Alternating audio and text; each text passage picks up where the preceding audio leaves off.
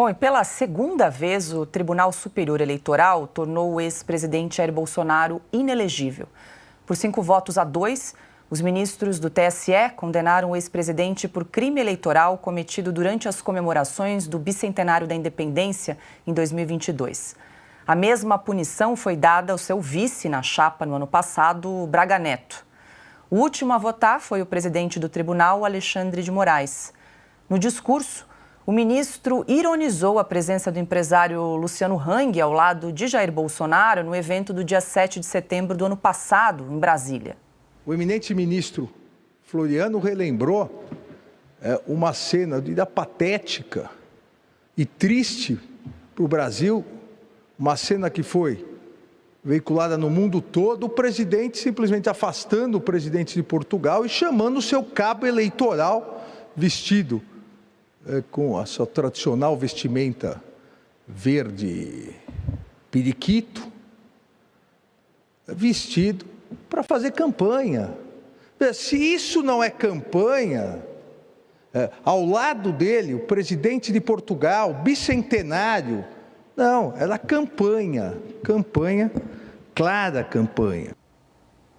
Silvio Navarro, muito boa noite. Então, pela segunda vez, o Tribunal Superior Eleitoral condenou o ex-presidente Jair Bolsonaro à inelegibilidade por 8 anos. Claro que Jair Bolsonaro pode recorrer ao Supremo, mas a gente sabe que isso não vai adiantar muito, né? Boa noite, Silvio. Boa noite, Paula. Boa noite, queridas Ana, Cris, Carlo Cauti. Boa noite para toda a nossa audiência que nos vê e agora também nos escuta cada vez mais em várias rádios e web rádios pelo país.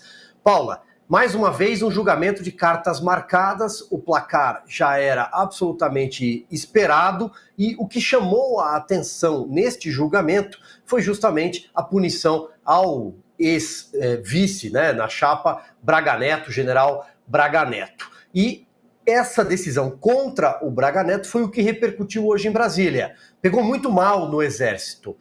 Mais uma vez, a relação entre o Tribunal Superior Eleitoral e as Forças Armadas, especificamente o comando do Exército, rachou. Há um atrito latente por aí.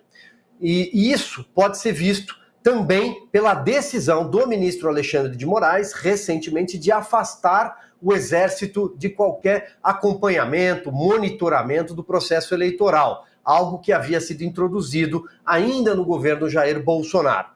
Pois bem, o que resta ao presidente Jair Bolsonaro, segundo os seus aliados, é aguardar por algum tipo de anistia e também um giro no comando do Tribunal Superior Eleitoral. Alexandre de Moraes já não vai comandar a Corte Eleitoral nas próximas eleições. E, com isso, o Cássio Nunes Marques deve assumir a Corte, ele que tem uma posição, assim como outros integrantes do TSE, em minoria hoje, diferente da posição do ministro Alexandre de Moraes, que colocou 2 aliados, um deles foi citado aí, o ministro Floriano, recentemente nessa corte. Então, é mais ou menos um jogo de cartas marcadas, como a gente disse, e o que resta é aguardar por uma anistia no futuro, se ela vier. Em relação a essa fala sobre o Luciano Hang, que é dirigente da Havan, comanda uma rede de loja, e aí é importante, de lojas, que é importante a gente lembrar, Paula, ele é um dos maiores empresários do país. A Havan está ali na lista das 100 maiores empresas do país. Ele oferece emprego para 22 mil colaboradores. A Havan está presente em 23 estados do Brasil. É uma das grandes lojas varejistas, acessórios, todo tipo de produtos. Por que eu estou dizendo isso? Porque esse tipo de fala do ministro Alexandre de Moraes, ela demonstra um rancor explícito contra qualquer tipo de colaborador, contra qualquer tipo de apoiador do presidente Jair Bolsonaro nos últimos anos. E aí é importante a gente revisitar o episódio do crime do emoji.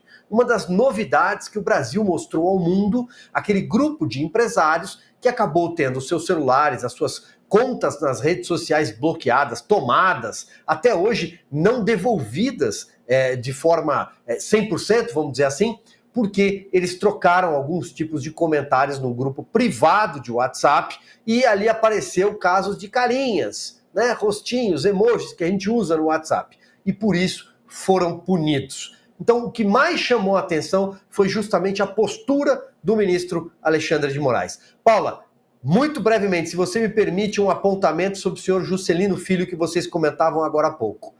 É inacreditável que depois de 10 meses, colecionando denúncias, colecionando manchetes policiais nos jornais, o ministro Juscelino Filho permaneça à frente do Ministério das Comunicações. Não há explicação, é um mistério. Porque ele não é do PT, ele não é ligado à base do presidente Lula, ele não é ligado a nenhum político do alto escalão do governo, mas ele permanece lá. Quando surgiram a segunda leva de denúncias, quando surgiu a segunda leva de que ele havia usado a aeronave da Força Aérea Brasileira para ir a um evento de cavalos, ele é apaixonado pelos equinos, é o autor, foi o maior projeto da vida dele como deputado, foi criar o Dia Nacional do Cavalo na Câmara dos Deputados, apesar de ser médico. Mas ele é apaixonado por equinos, conseguiu esconder os cavalos, inclusive, da sua declaração de bens ao TSE, 2.200.000 reais em cavalo de raça, quarto de milha. Ele omitiu isso da Justiça Eleitoral. Mas quando veio essa segunda leva, ele foi chamado ao Palácio do Planalto e o presidente Lula deu uma sobrevida a ele. Agora, continuam aparecendo malversação, mau uso do dinheiro público. Por que ele permanece lá? Esse deputado maranhense é um mistério. Carlo Cauti, muito boa noite. Nesse julgamento do TSE, chama a atenção... Bom, Bolsonaro já foi, então, considerado inelegível pela segunda vez pelo tribunal, mas a inelegibilidade do general Braga Neto, que hoje atua, então, como secretário nacional das Relações Institucionais do PL. O presidente do partido, Valdemar Costa Neto, já disse que a sigla vai recorrer da inelegibilidade do general, até porque ele era pré-candidato do partido PL à Prefeitura do Rio de Janeiro e agora, pela decisão do TSE, vai ficar inelegível por 8 anos. Claro, pode recorrer, mas a gente vai ter que acompanhar aí as cenas dos próximos capítulos. O que te chamou a atenção nesse julgamento do TSE, Carlo? Boa noite. Boa noite, Paula. Boa noite, Ana. Boa noite, Cris. Boa noite, Silvia. Boa noite, nosso público. Me chamou a atenção a percepção do medo que boa parte de Brasília tem de uma possível volta do presidente Bolsonaro ou do candidato vice Braga Neto para a política. Evidentemente, eles têm medo e por isso eles têm que, não uma, mas 2 vezes, para garantir, evitar que eles possam se candidatar, porque sabem que, caso eles se candidatem, tem uma grande chance de ganhar as eleições. Então vamos eliminar do jogo possíveis rivais. Só que isso é muito pouco democrático, especialmente porque as bases, os argumentos, o mérito do julgamento é muito criticado. Me faz pensar, Paulo, um discurso de um filósofo famoso espanhol nos anos 30, o Miguel de Unamuno, que dizia que vencer não é convencer. Eles vencem porque têm força bruta de sobra, mas não convencem com os argumentos. É isso que aparece nessa sentença, nessas decisões. Eles podem até vencer porque eles aparelharam, nomearam, como o Silvio estava falando, amigos, colegas no Tribunal Superior Eleitoral, mas não convencem os argumentos utilizados para condenar e declarar inelegível, de novo, não uma, mas 2 vezes. Isso demonstra o desespero. Eles precisam confirmar, não uma vez, mas 2 vezes, a inelegibilidade, só para garantir a inelegibilidade de um candidato potencialmente vitorioso, nas próximas eleições municipais e, quiçá, nas eleições de 2026. Então, o medo que transpare dessas decisões, provavelmente veremos outras decisões assim no futuro, de novo, para tentar garantir algo que eles querem evitar de qualquer forma, ou seja, que não haja concorrência, uma forte concorrência para as eleições futuras, mas qual que é o erro maior nesse caso? Eles podem até eliminar um candidato, mas a razão da existência daquele candidato, ou seja, a massa popular que o elegeu, essa não é eliminável. Então, qualquer outro candidato que seja apoiado por eles, com certeza terá a mesma ou até mais força do que os candidatos declarados inelegíveis. Se a candidaturas inelegíveis, se o Braga Neto e o Bolsonaro tiverem estrategistas políticos inteligentes, eles vão apontar candidatos menos, vamos dizer assim, menos divisivos, menos polêmicos para as próximas eleições e assim também conquistar o voto, parte do voto moderado. Então, essa inelegibilidade poderia ser um tiro que sai pela culatra de uma classe política, de um establishment, como se fala em inglês, que está com muito medo das eleições que estão por vir, está tentando eliminar, até quase fisicamente, de fato, eliminar a candidatura de potenciais adversários vitoriosos nas próximas eleições. Vamos ver, então, quais serão os próximos capítulos. Vamos acompanhar. Ana, também quero te ouvir, em especial esse trecho que nós acompanhamos aí do ministro Alexandre de Moraes, presidente do TSE, quando ele fala, né, da relação do ex-presidente Jair Bolsonaro com o empresário Luciano Hang. Pois é, Paula, sabe o que eu acho que acontece? Tudo isso parece que eu estou vendo um filme versão brasileira, né? É por isso que é tão importante a gente prestar atenção no que acontece com a judicialização da política ou a politização do judiciário, como aconteceu aqui nos Estados Unidos, desde que Donald Trump entrou na Casa Branca. Donald Trump perdeu a eleição de 2020, novembro de 2020. A posse do próximo presidente, no caso Joe Biden, foi 20 de janeiro de 2021. Ali por volta de 16 de janeiro, ou seja, faltando 4 dias para Donald Trump sair da Casa Branca e deixar o posto para Joe Biden, os democratas tentaram mais um impeachment. Logo depois que Donald Trump saiu da Casa Branca, Joe Biden já era presidente, os democratas tentaram outro impeachment, um impeachment pós-mandato. E até hoje, outubro, né, 1º de novembro, aliás, de 2023, eles estão tentando prender Donald Trump, porque aqui nos Estados Unidos não tem TSE, não tem essa de ficar inelegível, né? Os pais fundadores lá atrás, eles imaginaram que se houvesse uma politização do judiciário, haveria uma cassação, né? Com certos nomes, e esses nomes seriam tirados do cenário político para os americanos. Então, aqui, se há algum inquérito, o candidato pode continuar na sua corrida eleitoral. Claro que se é um escândalo muito grande, o eleitor americano ele não vota, ele simplesmente não vota. E Donald Trump segue em campanha. Agora não sei mais quantos inquéritos estão aí, né? Donald Trump está envolvido nesses inquéritos em Nova York, promotores federais em campanha, dizendo antes deles serem eleitos, dizendo eu vou prender Donald Trump se eu for eleito, porque aqui tem isso também, alguns estados, a parte do judiciário ela é eleita, e aí estamos vendo a mesma coisa no Brasil. Então, isso demonstra apenas o que Alexandre de Moraes fala, ou os promotores aqui americanos, em relação ao Donald Trump ou em relação ao presidente Bolsonaro. Para mim, isso mostra uma palavra, duas, aliás: respeito e medo. Respeito, sim, porque essa falta de respeito, essa falta de escrúpulos, principalmente com a nossa Constituição, essa perseguição política, mostra muito respeito, mostra muito medo do capital político dessas pessoas. Então, Paula, antes um periquito verde do que um urubu preto, não é mesmo? O capital político de Jair Bolsonaro, assim como o de Donald Trump aqui, só continua crescendo. E quanto mais vermos esse tipo de perseguição política, mais o capital político vai crescer. Donald Trump agora já está na frente, inclusive de pesquisas eleitorais que têm uma tendência mais democrata, já está na frente até de um possível Joe Biden. E se no Brasil o presidente Bolsonaro não puder concorrer, ou qualquer um que eles tente tornar inelegível, aquele que tomar o lugar do presidente Bolsonaro com as bênçãos do presidente Bolsonaro vai dar muito trabalho para um tribunal político como é o TSE. Pois é, Cris, a situação política do ex-presidente Jair Bolsonaro não mudou com esse julgamento no TSE, mas como é que você vê, como é que você enxerga a condenação do general Braga Neto, ele que foi, né, o candidato na chapa junto com Jair Bolsonaro?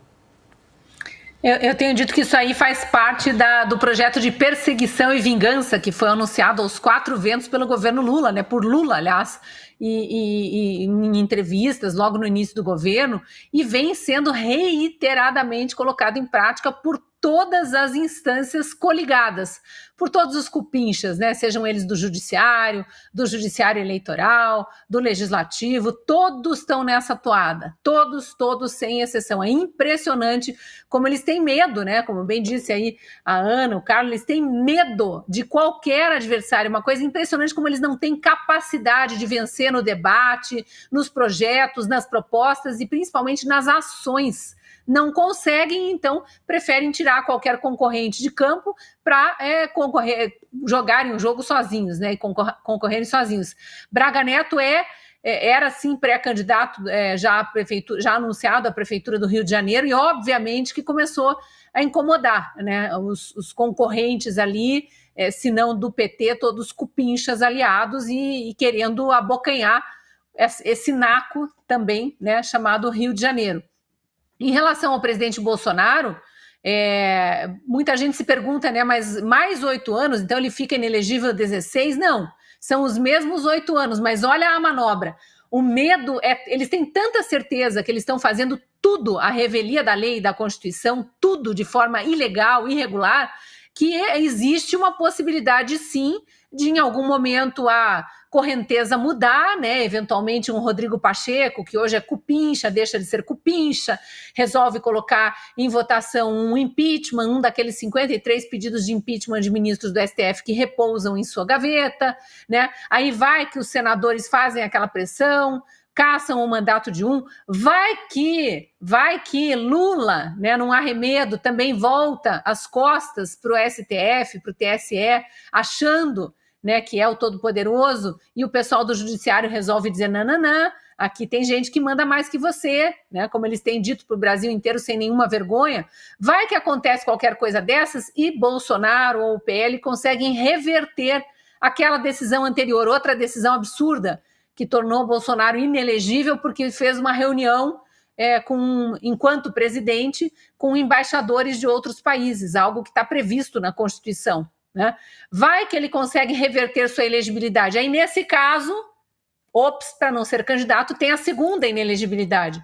Então, eles estão tornando cada vez mais difícil que Bolsonaro concorra numa eleição próxima e futura. Estão, na verdade, dando tiro no próprio pé, né? Estão alimentando ainda mais uma possível ou provável, até talvez seja a melhor palavra, uma provável candidatura de Michele Bolsonaro, seja em 2024, seja em 2026, estão alimentando qualquer candidato que tenha a bênção de Jair Bolsonaro, o que significa que pode ser que o projeto do PL para 2024 de eleger mais de 1.000 prefeitos efetivamente se concretize, porque o TSE está ajudando de todas as formas, Lula também, né? Então é isso que a gente pode concluir.